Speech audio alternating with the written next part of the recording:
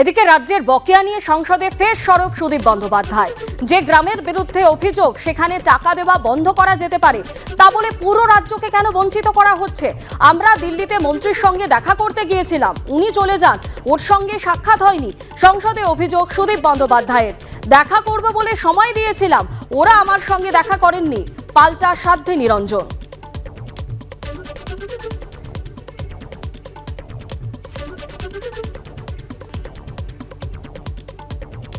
রাজ্যের বকেয়া নিয়ে সংসদে ফের সরব সুদীপ বন্দ্যোপাধ্যায়।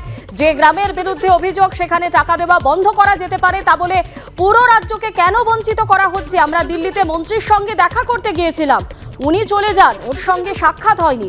সংসদে অভিযোগ সুদীপ বন্দ্যোপাধ্যায়ের। দেখা করব বলে সময় দিয়েছিলাম, ওরা আমার সঙ্গে দেখা করেননি, পাল্টা সাধ্যে নিরঞ্জন। गिरिराज सिंह जी का देखने से मेरा प्रश्न आ जाते हैं। नमस्कार।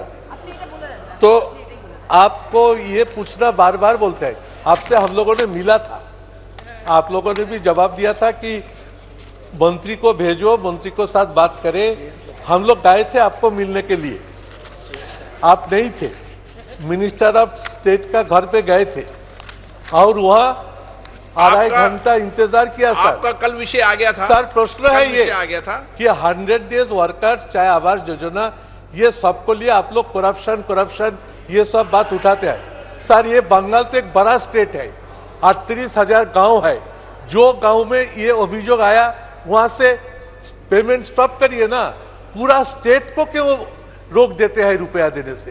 2 साल से रुपया नहीं देता, ये बहुत बड़े दुख की बात है। Sir I want to hear from you. Sir Giriraj ji, माननीय अध्यक्ष जी, आपसे सुनना चाहते हैं प्लीज। सवाल से संबंधित प्रश्न नहीं, मैं दे रही जवाब।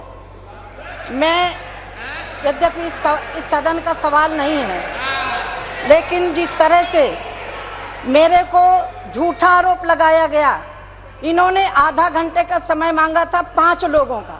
मैंने कहा 5 लोग आ जाइए। 5 लोग के बाद 10 मिनट के बाद कहते हम 10 लोग आएंगे। हमने कहा 10 लोग आ जाइए। फिर बोले जनता से मिलिए। मैंने कहा आपका जो प्रतिनिधि मंडल आया है जिस इशू को लेकर के, उसके पहले टेबल में बात करिए। सुनिए पहले माननीय अध्यक्ष महोदय, 2.5 घंटा मैं अपने ऑफिस में बैठी रही जहाँ मुझे आधा घंटा बैठना था। फिर बोले हम पूरे सांसद आएंगे। हमने कहा पूरे सांसद आ जाइए, अकेले नहीं मिलूंगी। महुआ में उतरा, उन्होंने कहा मैं अकेले नहीं, आज आपका डेलीगेट आया, डेलीगेट से मिलूंगी। जिस इशू को लेकर के उस संबंध में बात करिए। लेकिन अध्यक्ष जी मुझे खेद है, ये मिलने के लिए तैयार नहीं थे, इन्हें प्रोपोगंडा करना था, मेरे ऑफिस में धरना देना था। माननीय अध्यक्ष महोदय, मैं 2.5 घंटा बैठी रही, 2.5 घंटा रात में 6 बजे से लेकर के 8:30 बजे उठी हूँ और मेरे को बोला पीछे गेट से निकल गई। अध्यक्ष महोदय, मैं 4 नंबर गेट से जाती हूँ, 4 नंबर से ही आती हूँ और 4 नंबर से गई हूँ। इन्हें मांगना नहीं था, इन्हें पश्चिम बंगाल की जनता की चिंता नहीं है, इन्हें सिर्फ राजनीतिक रोटियां सेकनी है। इन्होंने राजनीतिक रोटियां सेकने के लिए इसी भवन में आकर के धरना दिया। मैं 2.5 घंटा बैठी रही। मैं उसके लिए इनसे चाहूंगी इस तरह का झूठा बयान नहीं दें। मुझे झूठा बोला, मुझे महुआ मित्रा ने कहा कि साध्वी निरंजन ज्योति जैसा पापी हो, तो पाप की जरूरत नहीं है। माननीय अध्यक्ष महोदय, मैं संत हूँ और उसका परिणाम इनको मिल गया।